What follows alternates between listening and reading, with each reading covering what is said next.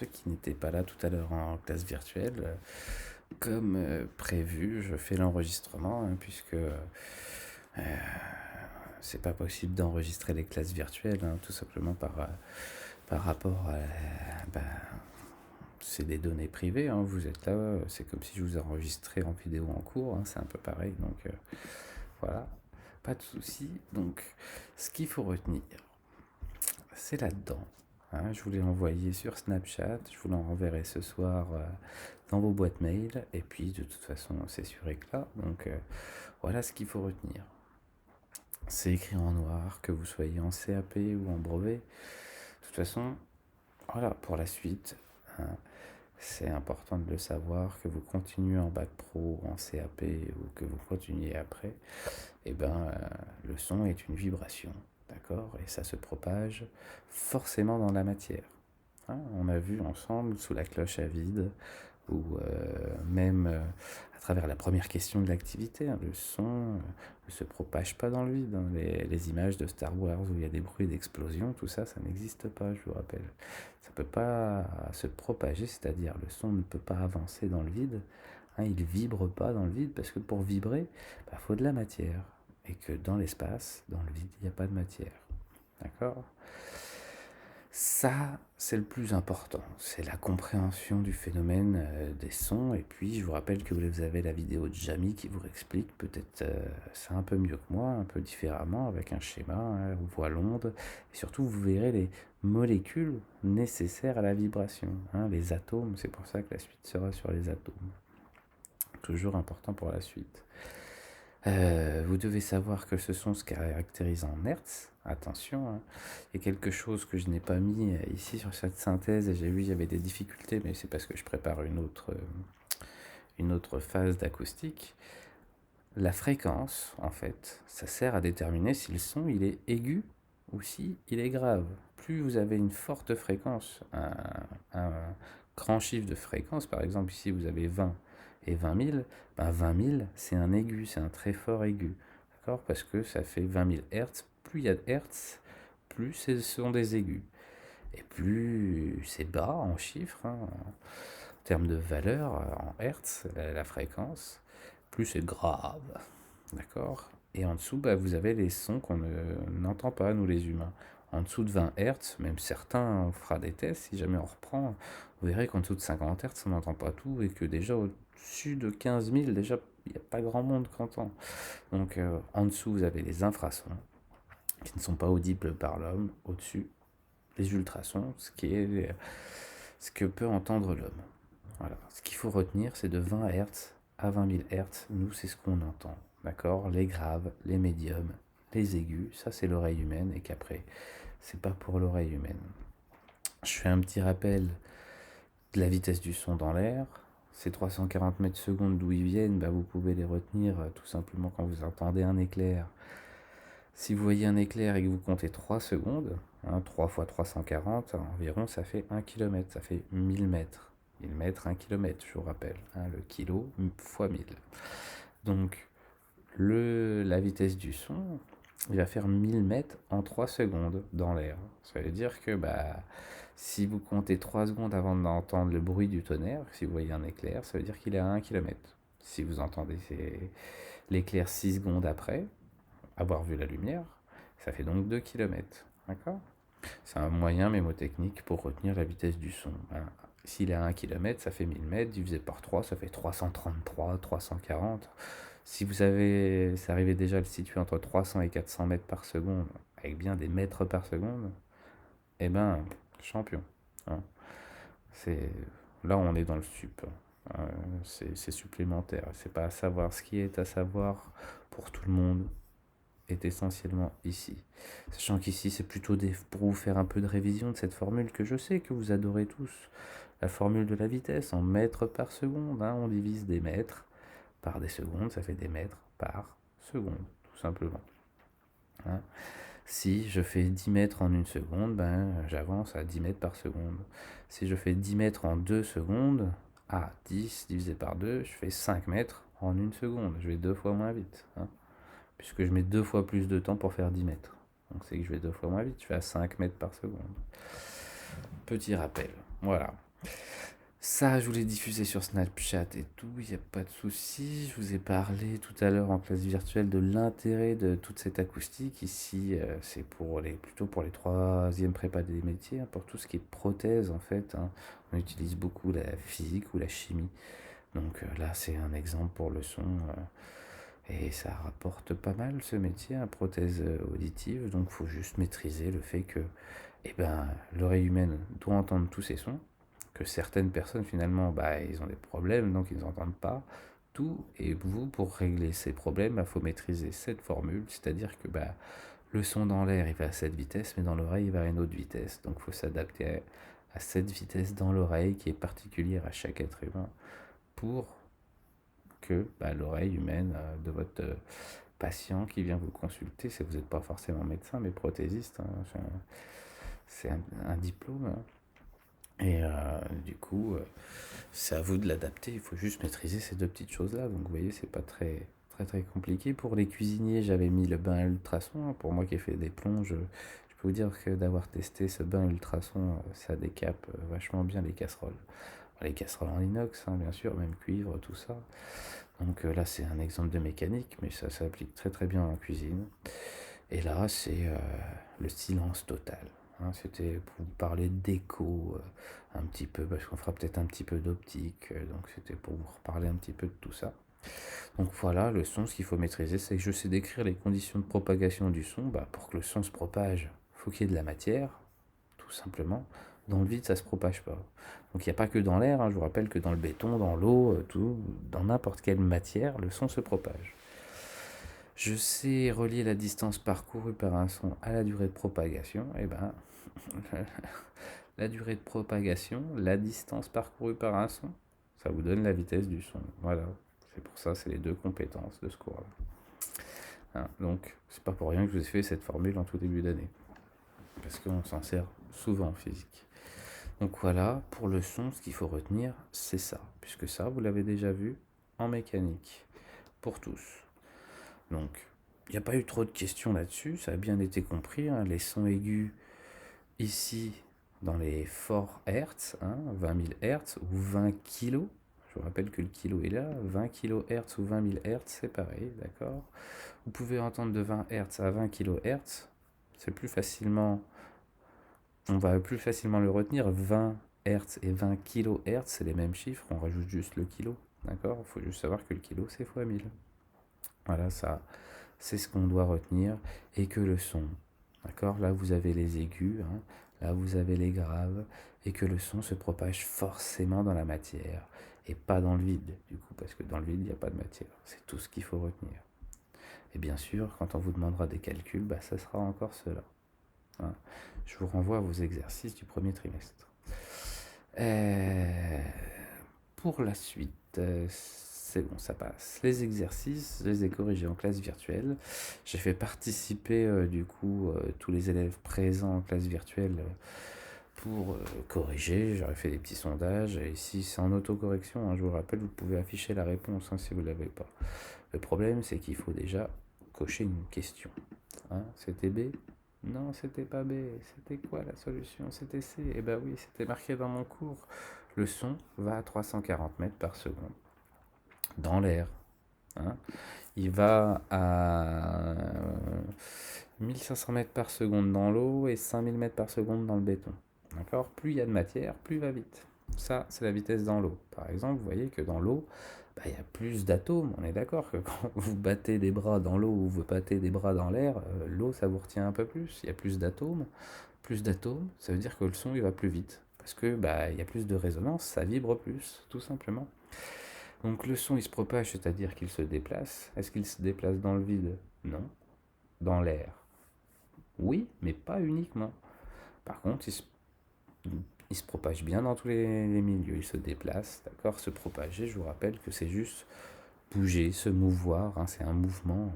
Le son bouge, hein, puisqu'il fait vibrer les atomes, c'est forcément qu'il se déplace. Et se déplacer en physique, c'est se propage.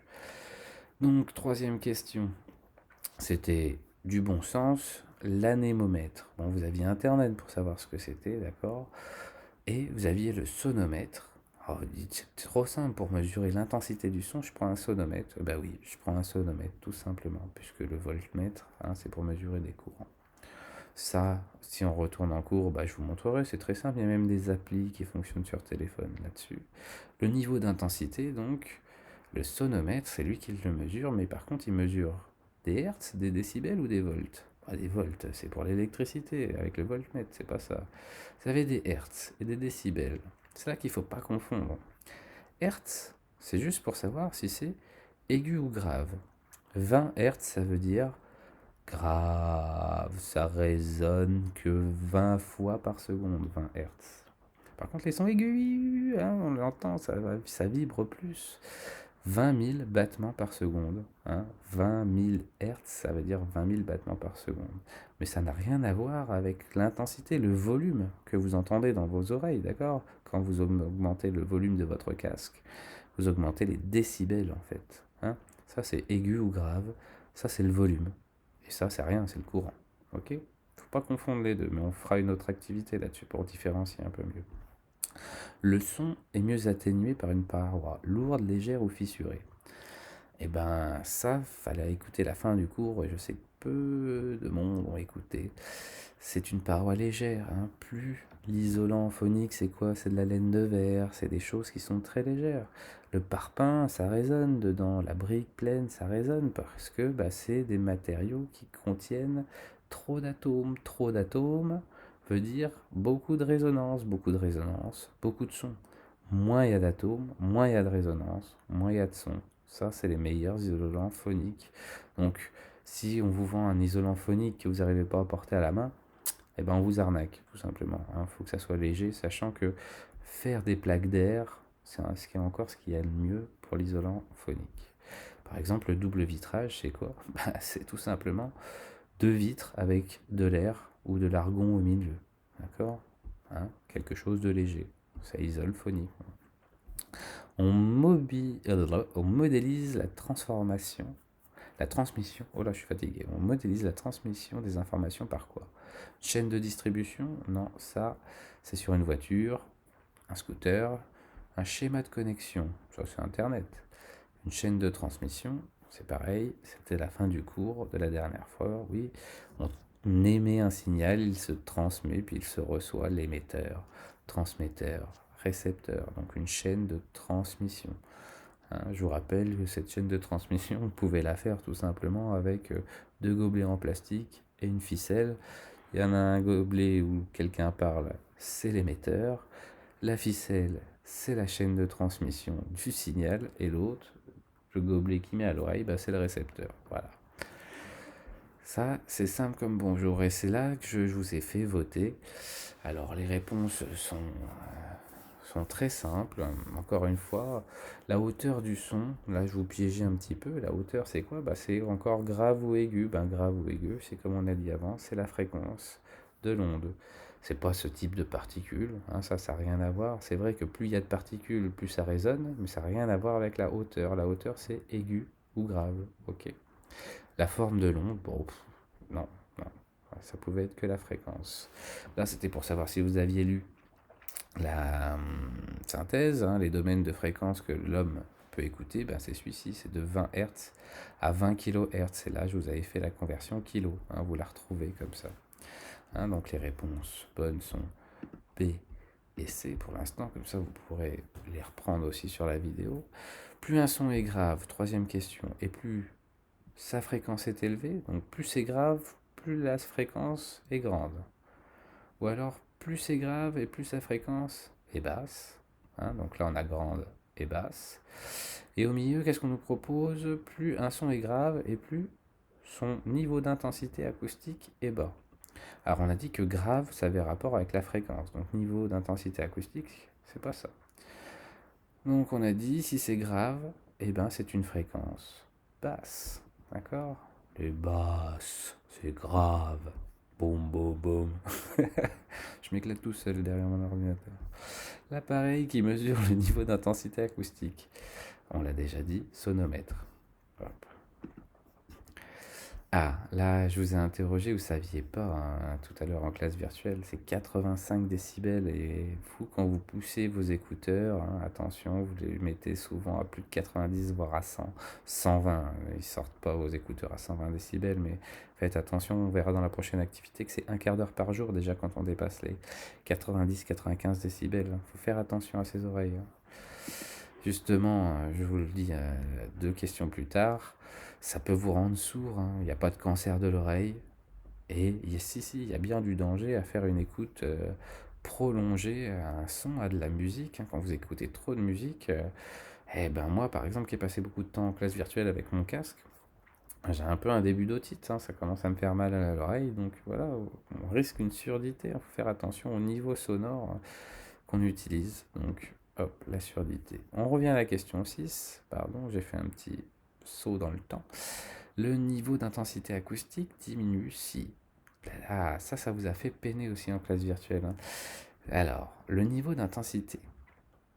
Ça, on est dans le volume, hein, d'accord? Ça veut dire si c'est fort, waouh, si je crie ou si je parle tout doucement. C'est le volume, d'accord? Rien à voir avec la fréquence aiguë ou grave, je vous le rappelle. Donc, le volume. Hein, c'est ça, le niveau d'intensité acoustique. Si on baisse le volume, bah si le volume baisse, ça veut dire quoi? Il baisse si la distance à la source diminue, la distance à la source augmente. Donc deux propositions contraires. Et on a dit qu'il ne fallait pas confondre le niveau d'intensité, le volume avec la fréquence. Donc si on a bien écouté, la fréquence, ça ne peut pas avoir avec le niveau d'intensité qui est le volume. Donc en gros, vous avez deux propositions. Ce volume, est-ce qu'il diminue si la distance à la source diminue ou si la distance à la source augmente? Ça veut dire quoi? Ça veut dire que dans un cas, vous allez rapprocher votre oreille de l'enceinte, et dans l'autre cas, vous allez vous éloigner de l'enceinte. Hein, d'accord? La distance à la source. La distance à la source, bah, c'est la distance que vous mettez entre votre oreille et l'enceinte. La source, c'est la source du signal, d'accord? Donc, est-ce que si vous rapprochez, hein, si la distance diminue, ça veut dire que vous vous rapprochez de l'enceinte. Par contre, si vous augmentez la distance entre votre oreille et l'enceinte, d'accord, c'est celle-là. Ça, c'est je me rapproche, ça, c'est je m'éloigne. Ok, si j'augmente, je m'éloigne, si je diminue, je me rapproche. Donc, si je me rapproche de l'enceinte, le volume il augmente ou il diminue? Si je me rapproche de l'enceinte, j'entends mieux, donc il diminue pas. C'est quand je m'éloigne de l'enceinte, quand j'augmente la distance, que le son diminue. Pas facile à comprendre cette question, et je me suis rendu compte en vous l'expliquant tout à l'heure encore en classe virtuelle. Hein, des fois c'est un peu ambigu à lire, hein. Donc faites attention. Hein, le volume diminue si je m'éloigne de l'enceinte. C'est comme ça qu'il faut le lire. Donc c'était la réponse C encore une fois. Et là, c'était un petit piège parce qu'on peut obtenir une sinusoïde avec une guitare, un diapason, ou en parlant, ou plutôt en chantant. Si on fait une note A, c'est toujours la même vibration. Et ben une guitare, ça peut faire toujours la même vibration. Ça a 6 cordes, ça fait donc 6 vibrations. Si vous mettez les doigts dessus, en plus, ça fait encore plus de notes. Un diapason, bah, ça fait une note, donc ça fait forcément une vibration. Et en parlant, bah, vous faites plein de vibrations. Alors c'est sûr que si parler, ça pourrait pas être compté. J'aurais peut-être dû mettre en chantant. En chantant, ça aurait été compté. Donc A et B sont justes. J'aurais accepté C aussi. D'accord? L'important c'est de comprendre que tout ça, ce sont des émetteurs de signal, donc ça pouvait produire un signal comme ça, sinusoïdal. Tout simplement. Voici donc les bonnes réponses au QCM2. Hop. Ouh, non, non, non, non, non, non.